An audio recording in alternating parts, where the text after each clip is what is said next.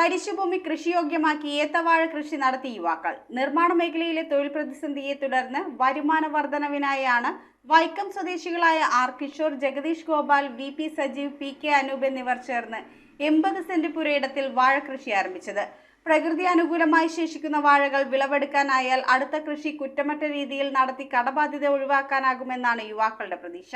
കെട്ടിട നിർമ്മാണം, തടിപ്പണി, ടൈൽ പാകൽ തുടങ്ങിയ പണികളിലേർപ്പെട്ട ഇവർ പണി കുറഞ്ഞതോടെ ഉപജീവനത്തിനായി മറ്റു പണികൾ തേടേണ്ട സാഹചര്യമുണ്ടായതോടെയാണ് വാർഡ് കൗൺസിലറായ കവിത രാജേഷിന്റെ പിന്തുണയോടെ കൃഷിയിലേക്ക് ഇറങ്ങിയത്.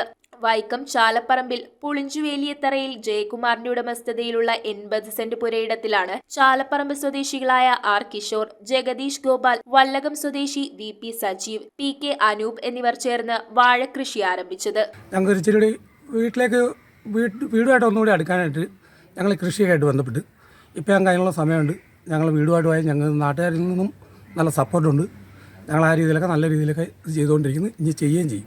കപ്പലിൽ ജോലി ചെയ്യുന്ന വലിയത്തറ ജയകുമാർ യുവാക്കളുടെ ആഭിമുഖ്യം തിരിച്ചറിഞ്ഞ് ഭൂമി വിട്ടു നൽകുകയായിരുന്നു. എല്ലാവരും കൂട്ടുകൂടിയിരുന്ന സമയത്ത് ഞങ്ങളൊരു പൈസ വെറുതെ ചിലവാക്കിട്ടില്ല എന്നോർത്ത് ഇങ്ങനൊരു കാര്യത്തിന് വേണ്ടി ശ്രമിച്ചത്. അത് അവന്മാരെല്ലാവരും നമ്മളോട് സഹകരിക്കുകയും പിന്നെ ഈ സ്ഥലം ചെന്ന് ചോദിച്ച മുറയ്ക്ക് ചേട്ടനത് നിങ്ങളെന്ത് വേണം ചെയ്തോ എന്നും പറഞ്ഞ് നമുക്കത് തരുകയും ചെയ്തപ്പോൾ പിന്നെ എല്ലാവരും അധ്വാനത്തിൻ്റെ ഫലമായിട്ട് ഇങ്ങനെയൊക്കെ ആക്കി. കുറേ നഷ്ടപ്പെട്ടെങ്കിലും ബാലൻസ് കുറച്ച് ഉണ്ട്.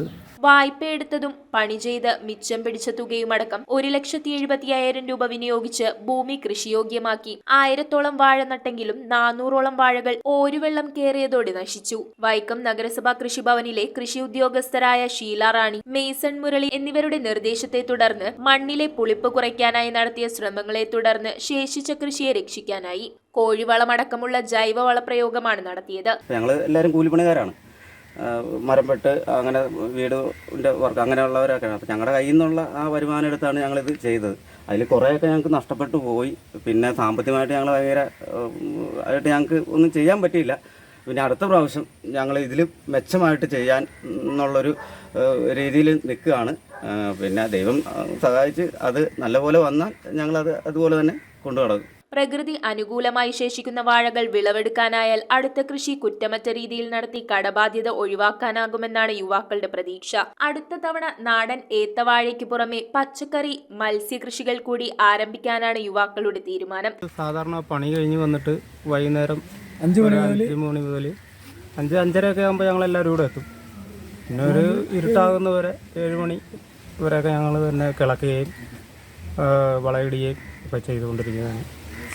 News bureau, Vaikom. സെപ്റ്റംബർ 7 മുതൽ ഇറമ്പത്തിയറ ഫർണിച്ചറിന്റെ ഏറ്റവും വലിയ എക്സ്ക്ലൂസീവ് ഷോറൂം പ്രവർത്തനം ആരംഭിക്കുന്നു. ഉദ്ഘാടന സമയം ഷോറൂമിലെത്തുന്നവരിൽ നിന്നും നറുക്കെടുപ്പിലൂടെ തിരഞ്ഞെടുക്കപ്പെടുന്ന 10 ഭാഗ്യശാലികൾക്ക് സ്വർണ്ണ നാണയങ്ങളും ബമ്പർ സമ്മാനമായി ബെഡ്റൂം സെറ്റും. ഇറമ്പത്തിയറ ഫർണിച്ചർ ഇനി മുതൽ കൂത്താട്ടുകുളത്തും.